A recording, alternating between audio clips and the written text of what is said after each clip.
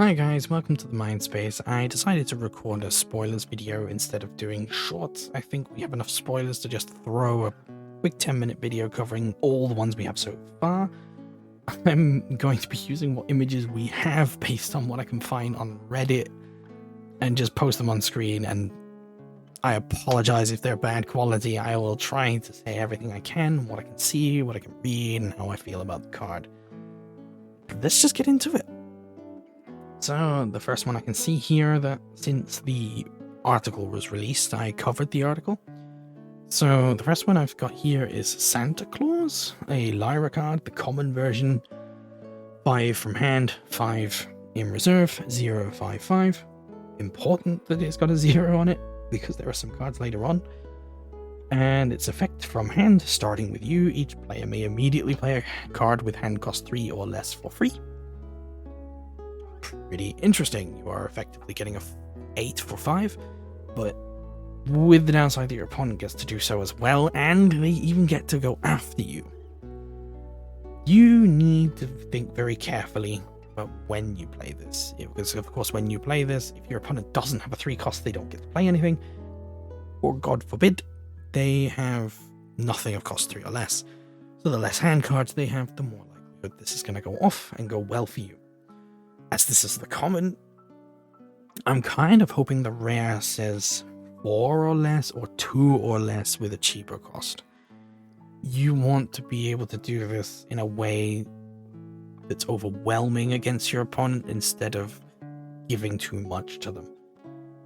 I'm hoping that there's more support on a kind of hand control level, if anything else. It's tough to call. I like the card, I like the card art, I like the theme of what they're going for here. Lyra's very unpredictable in all of its RNG, and this is another unpredictable kind of effect, but kind of chaotic for both players. Definitely one to watch. I'm looking forward to see what the rare of it is. Next up is the Icebound Pass for Izmir. The image on screen is a cropped version of the photo shot of the oversized card image.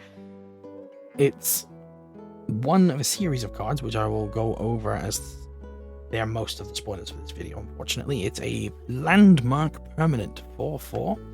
It gets placed in your landmark zone and you don't gain fleeting on it, and it has the effect as follows. When you exhaust a card in reserve, keep an eye out for that in the future, I gain a trial counter. When I gain my 3rd trial counter, sacrifice me. Not optional. You must sacrifice. If you do, create a Dragon Shade 5/5/5 illusion token in target expedition and then draw a card. This is one, as I said, of a series of cards. It seems at least 3 or 4 factions are getting this card in various forms. This Icebound Pass is one specific for Izmir. The draw card effect is so far exclusive to the Izmir version of the card, but the Dragon Shade 5/5/5 is not. We'll see this in the next one. Anyway, exhausting a card in reserve so far has not been done by us. There's not an effect that does this, so it's hard to judge how effectively useful this is going to be when you're not certain how often you're going to be able to fire off its trigger condition. Being able to do something over time naturally to then convert it into a 5/5/5 drop, it's potential, especially when you draw a card afterwards. Again, extremely hard to evaluate due to its trigger condition not being something we're really aware of. The next card in the list is the Icebound Taiga for Mauna. Same thing, it's a little cheaper though, it's 3/3 instead of 4/4. When you play a character in the plant expedition tier, keep in mind that what it's meaning here is when your expedition is sat inside an area where you need to fight over the plant statistic, not when you play a character that has a plant statistic of greater than 0, you gain a trial counter. Once again, when you gain your 3rd, sacrifice me. If you do, dragon token, 5/5/5, but it also gains anchored. I find this to be significantly more powerful than the Izmir version, but I'm extremely Mauna biased, keep that in mind. it's a 5/5/5 that sits there for an additional turn. It's possible that through your heroes it could be even stronger for other reasons. I would have to check this. It's possible that Argent and Spike can continue to anchor it, because tokens have a cost of 0 and Argent anchors a cost less than 3. This could be very nasty with Argent and Spike if you can constantly anchor the token. In reverse, because it has a cost of 0, it's a lot easier to target with some removal spells that have target implications, so keep that in mind. Still, 5/5/5, and you could keep it there indefinitely with some shenanigans. I'd love to see the rare of this one. Love to see the rare. And the next one is Winter Outfits from Lyra. The common, at least. I believe the rare is the last card I'm going to cover today. So this is a 1/1 Expedition Permanent Gear. It's played in your expedition, and if that expedition moves forward at the end of the day, then this piece of gear goes to reserve. If it does not move forward, it stays there. With the effect of characters in my expedition have their plant, earth, and water equal to their highest statistic. So if you have a 0/0/6 and you have this card on your expedition, that character then becomes 6/6/6. A lot of 2 costing Lyra cards are like 0/0/4, 0/1/3, 2/0/1. Suddenly they become monsters in their own right, and they still trigger Aurak and Kibble. It's Aurak and Kibble support as well, but I'm not thinking about that in the case of this just being a very explosive I win button for 1 turn. Definitely want to see what the rare says at the end of this video. This is just the common. I can't even imagine what else it could possibly do. It's as cheap as it can be, and I don't understand how you make this card better. I'm looking forward to see what it says in a moment. The other card for Lyra is it's very Lyra heavy, I've noticed. Sleight of Hand. This one's hard to read. I'll do my best. The 1/1 spell, Conjuration. The cooldown, a new keyword, I think. If I go to reserve after my effect resolves, exhaust me. Exhausted cards can't be played and have no support abilities. Exchange target character in your reserve with a card from your hand. So exhausted characters can't be played from reserve, then they'd have to be unexhausted. I suppose at the end of turn, all exhausted cards unexhaust. So I guess it just creates another resource, but not being able to play the card after, that's going to lead to some challenges, especially with that new landmark we just spoke about for Izmir requiring exhausted cards. So the effect itself on this card, exchange target character in your reserve with a card from your hand. Very useful. Changing spells around, swapping cards around from reserve to hand can be very useful for cards that have from hand effects. Recycling spells is always good. Yeah, this is a good common. The cooldown effect is just to slow the card down from being too powerful. I think they would have to make this way more expensive otherwise. You could... I think it's something they've thought about regarding the first set being able to cast a lot of cards twice. Moving on. Buddha. This isn't a new spoiler, it's an alternative artwork. They seem to have, the token characters have received new artwork, at least Buddha has. They will be available in the new boosters. I think that's just to make sure that people still have access to the tokens and heroes, because the heroes will also be reprinted. I like it. There's no reason not to. I'm glad that there is an alternative version of the card, not just a reprint. I imagine that will not be the case every set, though. So next, landmark permanent, the Icebound Lake. So when a non-token character joins one of your expeditions, if that expedition is behind, I gain a trial counter. I wonder what it means by behind. I guess if it's behind the other expedition of its type. So if it's in companion and it's behind the other companion, you gain a trial counter. Would need to clarify that. I'm not 100% certain what that means. But when it gains its third one, sacrifice it, Dragon Shade 5/5/5. target character then gains a sleep.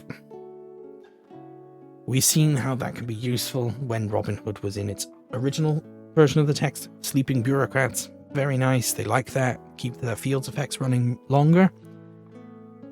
It's also cheaper than the Izmir one again, 3/3, doesn't draw a card, so makes sense. Not sure about this one. I think it's another way to get Waru's nice sleep effect, or apply sleep to an opposing character when it's important. Sleep something, put dragon on the other side, win both sides. Could help. And the fourth one in the list, Icebound Tundra. This is the Izmir version. I think this is the fourth one. Yeah, I think it's the fourth one. When you play a character in a region type where its base statistic is 0, I gain a trial counter. Or Kibble's effect, essentially. When you play a character in a region type where it's based... wait a minute, I almost misread this. Now it's not so good, I don't think. I think you have to play... Say your tokens are all the way at the start, where you have all 3 elements available to you. And you play a card where water is 0. That then triggers, and you move forward. But then this new area does not have water as one of its elements you're fighting over, and you play something with 0 and water again here. That wouldn't fire it off. That wouldn't trigger, because you have to play the character in the region where its base statistic is 0, so you have to match it. So keep that in mind. You're trying to play naturally against the flow, because of course if you're trying to win in water, and this wants you to not do that because you have to play a 0 for that to work, could be really tough for you. So don't think that this triggers just by playing any old 0 like Aurak and Kibble. It doesn't. You need to match for the region you're playing in, and that could be a little bit troublesome. Would still be good Aurak and Kibble support. But, continuing on, third trial counter, sacrifice, dragon 5/5/5. Then return a card from reserve to your hand. Definitely one of the better effects, personally. I still find Muna's to be the most generically effective, but this definitely has its uses. It is still cheaper than Izmir's because drawing a card is very powerful. Therefore 3/3. Well, and here's the fifth one, Icebound Peak. I had not seen this one yet, so we are going to get one for pretty much everybody. When a character you control gains fleeting, I gain a trial counter. Well, that's not difficult. You're just playing something out of reserve or playing something that gains fleeting as an effect. That's generically easy to fire off. However, the effect it gets in the end here is also not too great. Versus the rest, it's third trial counter, sacrifice, dragon shade, and then, okay, each character you control gains 1 boost. I eat my words. That's very good. That's definitely a ramping kind of try to plan for its usage. Again, don't forget this is a forced trigger. You must use it, so if you don't plan to use it effectively, it will go off anyway. But you are going to basically always get a 6/6/6 Dragon Shade. Because it gets played to the field, then everything gets a boost. You basically have the strongest Dragon Shade, and the rest of the board is also going to be a little stronger. Just plan around how you're going to use this one. And last but not least, the rare version of winter outfits, the expedition gear. And boy, did I not think about how they could make this stronger, but they did. They succeeded. So they added the I lose fleeting effect. This is just going to keep cycling. You're going to play this every time you can. This might be one of the most consistent pieces of equipment you could ask for in the next set for Lyra. I am genuinely terrified of this card. With the information we have versus not having any of the other spoilers yet, what we don't know, what we could still learn about the rules, based on what we know right now, this is a scary, scary, scary, scary card. 1 mana, and Lyra ramps so high. You need to sabotage this at your earliest convenience. If you can, get rid of it, get it off the board. That is not something you want to leave around turn after turn after turn after turn. And as a final bonus, unfortunately, the image is very bad. The Dragon Shade token, I will just pop up here. It is the 555 token. Looks very good. I'm a little mad I can't foil it because we currently cannot. So unless Equinox change this is one of those that I would very much like to have foiled. It looks good. I'm a bit of a dragon person. But yeah. Ultimately, the spoilers so far have been looking very good, very strong. The equipment, the winter outfit is, I don't know, it's probably more scary than I think it is. There were some cards from the first set where I was like, that's going to be problematic, and then it turns out it wasn't. Looking forward to seeing what the other factions get to do this. We have had some, for example, Arcano Milk. I suspect all factions will get a 1/1 gear piece like this, and their rare will just be I lose fleeting, they're repeatable, or something to that effect. This may just be worse than it looks. In terms of scariness, not a clue. But that's it for me. This video went on a little longer for the spoilers than I'd like, but it's all good. I enjoyed this in the long run. Thanks for listening, guys. Don't forget to like and subscribe, and I'll see you in the next one. Bye.